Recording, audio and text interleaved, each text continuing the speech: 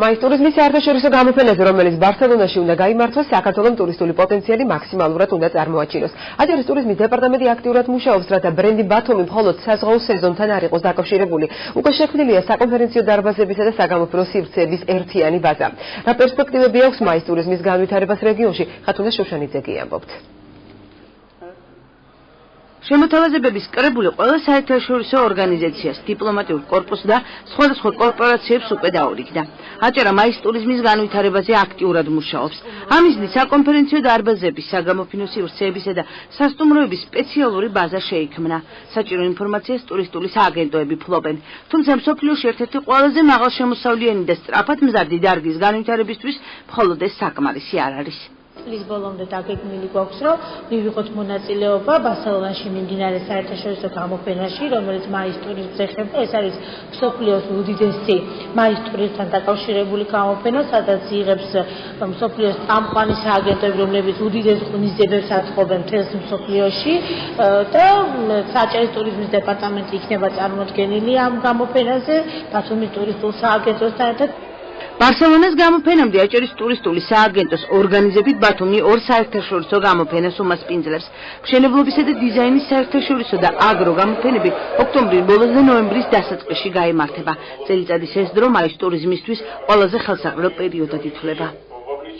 გამოიწვევს ბევრი უცხოური კომპანიის მოზიდვას ბათუმში და უცხოური ტურისტების ჩამოსვლას. ფაქტიურად 5-6 ქვეყანა გეგმავს უცხოური ქვეყანა საერთაშორისო მასშტაბის კომპანიები ამ გამოფენებში მონაწილეობას და ასე მუშაობთ იმაზე, რომ სამომავლოდ სხვა კომპანიებიც მოვიზიდოთ. 7 საკონფერენციო დარბაზი, რომელთაგან რამდენიმე ერთ დიდ სივრცეში მოექცევა, VIP ბიზნეს შეხვედრების ბოდრუმები. ეს ის შესაძლებლობაა, რომელსაც ახლად გახსნილი რედისონი სთავაზობს კორპორატიული შეხვედრების ორგანიზატორებს. ჩვენ გვაქვს შემოშვებული ძალიან კარგი საკონფერენციო პაკეტები, რომელსაც ვარგებლობთ უკვე კარგ გახანია და ძალიან კარგად მუშაობს ეს პაკეტები. ამ პაკეტებში მოისაზრება მთელი დღის საკონფერენციო დარბაზი და ნახევარდღის საკონფერენციო დარბაზის ღირებულება. ამაში შედის როგორც ყავაზე შესვენება, ასევე პლუს ამაში შედის უფესო ინტერნეტ მომსახურება, პლუს ამაში შედის ეკრანი, პროექტორი, ფლიპჩარტი და ყავა და ჩაის მოწყობილობები არის ასევე უფასო ჩვენს მიტინგ რუმებში. ყოველდღიურად დატვირთული საკონფერენციო დარბაზები ბიზნეს შეხვედრების ორგანიზება ბათუმის კიდევ ერთ სასტუმრო ბრენდში, შერატონში უწევთ. აქ ამბობენ, რომ მხოლოდ სტუმრების მასპინძლობით არ იფარგლებიან. მუშაობს ძალიან დიდი გუნდი, ასე ვთქვათ, მარკეტინგული დეპარტამენტისა, რომელიც არის ძირითადად თბილისში და შესაბამისად ისინი ამაზე მუშაობენ, ყავს ჩვენი კონტაქტები და ძალიან ხშირად, განსაკუთრებით ამ პერიოდში იმართება კონფერენციები, ჩამოდიან ჯგუფები და საკმაოდ დატვირთულია სასტუმრო.